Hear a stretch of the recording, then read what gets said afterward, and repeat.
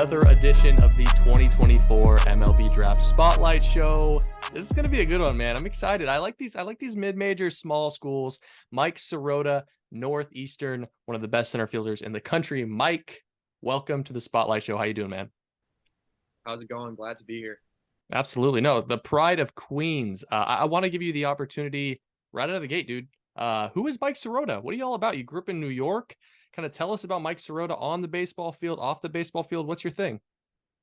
Yeah, so I grew up a city boy, but I went to high school in the country, actually, in the middle of nowhere. So I'm a little mix of both. I like just listening to music, chilling out when I'm not on the baseball field. When I'm on the baseball field, I'm all about it. I'm as determined as they come. I do my best with like my pregame rituals and stuff like that. I always keep those nice and tidy. So whenever I'm at the field, I'm always getting those done. So that's what I'm all about, basically. Process oriented. So how about passions, hobbies? What are you doing outside of the field? Are you hanging with friends? You play video games? You play tennis? Like what's something weird that you like to do in your spare time? I'm really big on the video games. I'm a gamer. Gotcha. What's your thing? MLB The Show, Overwatch, Madden, all of it. Call of There Duty. you go. The whole cart. Well, let's jump right into this, man. You said that you are really into process, right? Process, repetition. What are some of your pregame rituals? Like what is Mike Sirota doing 2 hours before the game? So I'm always wrist tape before I get to the field, and then when I get to the field, I try and listen to the same songs in order every single time. So sometimes I'll play around with it. If I go 0 for 4 and I listen to a certain song before another, I'll like flip it around, listen to whatever song it is before the other. Um, Before I get to the field, I always eat eggs before the game. Mm. And whenever I'm playing good, I wear the same shoes, the same shorts, the same shirt to the field all the time when we're home at obviously, but when we're away, I can't really do that. But if I'm wearing BP top, I'm playing good. That's not coming off. Same socks, all that. The whole thing. Does that carry over into your approach at the plate or how you do your work in the field? Like a question I've been asking a lot of guys, and I think it's a good one. What's your pillar in the box when things are going well or things aren't going well? What's that one piece of your swing or your approach that you're locked into? Like, this is how I get straight. Yeah. So actually, with my approach at the plate, it's completely different from my process before the game. Like I'm always changing stuff at the plate, depending on the pitcher, depending on how they're attacking me. I look at pitchers before we get to the game. We do group meetings, and then I'll ask my hitting coach, "Hey, how do you think they're going to attack me? What do you think I should be looking for early on?" Two strikes though, I'm usually the same. I'm looking for fastballs on the outer half, fighting off anything close. I've really been trying to improve my two strike approach um, this summer, and then even like I would turn on the machine with my hitting guy and like work on two strike approaches, mix the machine because I think that can really help me out for this coming season. So Yeah, no doubt. Your game has seen a meteoric rise, right? Like you've really kind of come into your own. 2022, solid, tons of base hits at Northeastern, really steady. You go to the Cape, you blow it out the doors, right? I mean, you absolutely you're the guy on the Cape in 2022. 2023 comes along, Northeastern 18 homers, 19 stolen bases. You fill up the baseball card last year. Have you felt that progression? Have you felt that player development on campus as we've gotten to this point? yeah, for sure. Like I'm a big learner. Like I love learning from everyone. You can ask anyone. I'm asking questions to everyone, no matter who it is, because I'm really big on just like learning from as many people as possible. It doesn't matter who it is. I'm trying to learn. I'm trying to learn what I can do for myself to improve my game. So Yeah. I think best the best advice like I have for anyone like going through the same process is just ask people, like ask everyone everything. Like you see someone who's playing the big leagues for a couple of years, ask them how it was, ask them how they dealt with adversity, because at that point everyone's dealt with adversity. So it's just ask. I went a little off topic there. I don't even remember the quote. You're good. What were you asking? Well, I want to know about Yeah, adversity actually, because yeah, you're a guy that's kind of hit the ground running. You were a bit of a hidden gem in high school. The Dodgers, of course, identified you, and we'll get to that. But you were a bit of a hidden gem in high school. You come in and you've really hit the ground running in college. What is the biggest, sense of adversity? What's the biggest roadblock that you've run into to this point? So actually, this past year, I had a stretch. I think I was 0 for 22 or something like that, like 0 for 21, and that was really brutal for me because I've never dealt with anything like that before. Like it was just I'm putting the ball in play, nothing's happening, and then when I'm doing that, I'm like, oh, I can't. If I hit the ball, it's not going anywhere. So like, what's the point of even hitting the ball at this point? Then I'll get up there and I'm striking out. I'm in my own head. I'm going crazy, talking to everyone, and then it just got to a point where I was almost like hopeless. Like I was like, I can't. Like I don't know what to do. I've never gone through anything like this, and like I was talking to my teammates and stuff, and like they bring me sort of back to reality. It's like you're a good ball player. It's all mental. It's all mental. And then like obviously there's some times where it's a little bit mechanical with your swing, but I actually talked to this guy Chris Colabello, and he Yeah. was basically talking. Yeah, he was talking to me, and I was like, dude, I don't know what to do. I don't know what to do. He's like, dude, you're fine. You're good. Just play your game. You're a good player. Like he, he's telling me to pull up my stats. Like it's there. Like everything's there. Like you're good. And then obviously I broke out of it, and then I started getting hot towards the back half of the year. So No doubt. So what's next? I mean, you went from like a spark plug table setter, hitterish in 2022 to being, for lack of a better term, an anchor, a lineup anchor. 2024 is right here. I mean, how much better can you get? What sort of goals do you have to kind of get even better on the field? So I really think, like I said before, it's just my two strike approach. Like I think if I just put, because I do this weird thing where I take a lot of two strike Ks. It's weird, Mm, and then like I see the pitch and I take it. I don't know what I'm doing. Obviously, I'm learning. Like I'm not going to be the best ever. Like at this age, especially like hopefully like the older I get, the more I can develop these sort of tools in my game. But that's one of the things where I gotta improve that. Like that's been the thing. Like I've been talking to my hitting guy. His name's Gabby Martinez out of New York too, Astoria, and he was like, "Dude, you gotta figure it out." Like, yeah, I'm all about it. I'm gonna try a ton of things this fall, see what works best. If I cut down those strikeouts, I think those balls I'm putting in play, my average is gonna go up, my on base is gonna go up, steal more bags. Everything stems from that. So no doubt. that's kind of been the main thing. You got any goals? I mean, this close, within a hair's edge of 2020, is it on your mind? Not really. I try not to set goals because even like I remember this year, before the season started, I was like 17 home runs. I was like, that sounds like a good number. And then I hit 18. So it's like when I'm setting the goals, I'm putting unnecessary pressure on myself, but Yeah. I'm also limiting myself because I still don't know what I can do. Like I don't think I don't think I've reached my potential yet. Put on some weight this past summer, so I'm I'm stoked to see what I can do. Just as That's a much as good point. anything else. Yeah, I mean, if you're chasing goals, you're chasing numbers, you're chasing a baseball card, you kind of get out of your process a little bit. So that's a really good point. Yeah. Take me back to 2021. So you're drafted in the 16th round by the Los Angeles Dodgers. I think that probably, I might not have come as a surprise to you, but you were a hidden gem. Not every team was on you in Queens. New York is kind of Yeah. famously underscouted for a lot of different reasons, especially the city.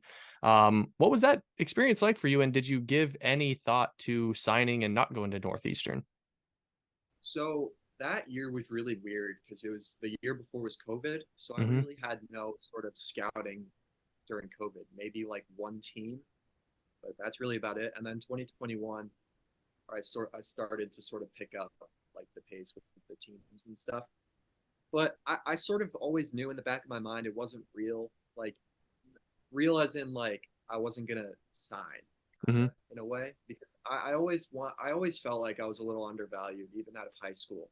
Like I never thought I sort of got the respect, and for whatever reason, it's no one's fault. But like obviously as a competitor, that's what I'm thinking. That's what I'm always gonna think. I'm always gonna think I'm undervalued. But I broke my hand. I fractured my hand in the 2021 spring season, just as I started really getting like a decent amount of attention. So I think that definitely sort of set the tone for the draft process and stuff like that. So obviously the Dodgers picked me in the 16th. Wasn't really enough money for me and my family. I thought it was sort of a no-brainer to go to school. So you end up at Northeastern. What was it about Northeastern? Because I mean, with all due respect to Northeastern, it is a great school. It's a mid-major, and you're performing at an extremely high level. You were drafted. Obviously, you were getting attention from a lot of schools. What was it about Northeastern that really brought you home? So I love the city aspect of it. It's Mm, in the middle of Boston, and obviously growing up in the city, like I love the city. I want to be around the city. So that was one of the main things. I love Coach Glavin. I love how he teaches the hard nosed sort of process, so that he has the hard nosed process with how he goes about everything, and I love that. I love how it's gritty up here. It's hard. It's cold. It's harder to play, so to say. So I just love everything about it. I love going nice. down south, being the team. It's fun. Are you you started this off by saying you're a city boy. Are you? Uh, I mean, I'll just ask. Are you kind of hoping that you end up in a city, a bigger city, a thriving type of an area at the next level? I know you got a whole season ahead of you, but it's got to be something that's on your mind. Yeah, I mean, it would be really nice. I was actually thinking about that the other day. I was like, what if I end up where X, Y, and Z? Like, I'll be in the city, Yeah. nice place. But I don't know. I just sort of, I'm just happy with whatever. And this process has just been fun. I'm just trying to have fun with it. I'm trying not, because I already did this thing where I put a ton of pressure on myself like last year coming into this year. Um, it was just like I'm putting this pressure on myself. Like it's supposed to be fun. Like baseball's fun. So I'm just trying to keep it that way. Like just have fun with it. People would kill to be in my boots. Like I'm not in a bad situation myself. So Very good perspective. Very good perspective. I like to talk about analytics a lot on the show because it's something that I really appreciate. I think it's kind of the cutting edge of the sport. How much do you like to dive into the numbers in terms of exit velo? And then the second part of that, let's go with tech, hit tracks, Rapsodo. Do you like to kind of crunch numbers a little bit? Is that in your DNA? yeah, I mean, it would be. I don't want to say it would be ignorant of me to say that I don't, because like I do, but it's to an extent. Like I try not to go too deep into it, but Hmm. obviously it matters. Like it matters. So like when I'm home, obviously I'm hitting on the hit tracks all the time. I peak at my number up top. My exit velo number is up top. Try not to make it too obvious, but like I mean, the harder you hit the ball, the more it's gonna land. So it's obviously a huge part. I was actually really big on it in high school, my metrics and stuff like that, like Yeah, with my field velo, outfield velo, 60, all that stuff. So I was pulled really up big on it then, but I think I could take a step back from it because now that I have that base, I can sort of work on baseball, like again. baseball. Great perspective. That's great perspective. Um, I love your swing. I love your. I think it's simple. You're direct to the ball. You use the whole field, and I'm wondering, oh, aside from a hitting coach, aside from just naturally developing, is there a guy that you watched growing up that you really appreciated their swing, or maybe even modeled pieces of your swing coming up as from that person, that player? Yeah, so I've actually never modeled my swing. I've Mm, always been a believer in what works for me just sticks. I'm a really big fan of Mike Trout, though. That's my favorite player growing up. Watched him all the time, but I've never modeled my swing after anyone. I sort of have this philosophy where it's sort of like I'm huge on the mechanical side of swinging. I try everything, like, and see what fits, what works, what the best results, because the ball is your feedback. If you're hitting missiles to the middle of the cage, backspin, like you're doing something right. I'm a big believer in that. So when I'm in the cage, when I'm working on my swing, I try and keep it. I have a lot of trust in the people around me to sort of guide me on the mechanic side because obviously it's extremely important. But I don't think there's really anyone that I've sort of modeled my swing after. gotcha. I'm going to hit you with these two last questions. They're the toughest, and I talked to you before this interview. You know my interviews, so that's good. Uh, Yeah. you got 25 years ahead of you in terms of like your professional baseball career, 2024 Northeastern. You get to choose one walk-up song for the rest of your life and it can't change. What are you going? It's a tough one. I want to say I want to say Redbone. Oh, I like that. Childish Gambino, huh? Yeah. I think I'm gonna use that this year. I'm That's a such a great kid. song. Yeah, I'm really weird with the walk-up songs. Like I ask everyone, asking the whole team what they think because I hate when I have one and then it doesn't fit, and I'm like the next day I'm like I got to change it. Like I got I've to change it every never tabbed Redbone as anything close to a baseball song. So Yeah, I I'm know. gonna That's why be I want to use I'll be it. watching those broadcasts. Yeah, I'm gonna try it. I'm gonna see if it works. If it doesn't, I'm gonna change it. All right, man. I'll leave you with this. USA, the Cape, you've played with a ton of players. You've been in a million different situations. On those USA teams and on the teams on the Cape, who's the one guy that you've played with or played against that there's no shot you're letting him date your sister? Date my sister.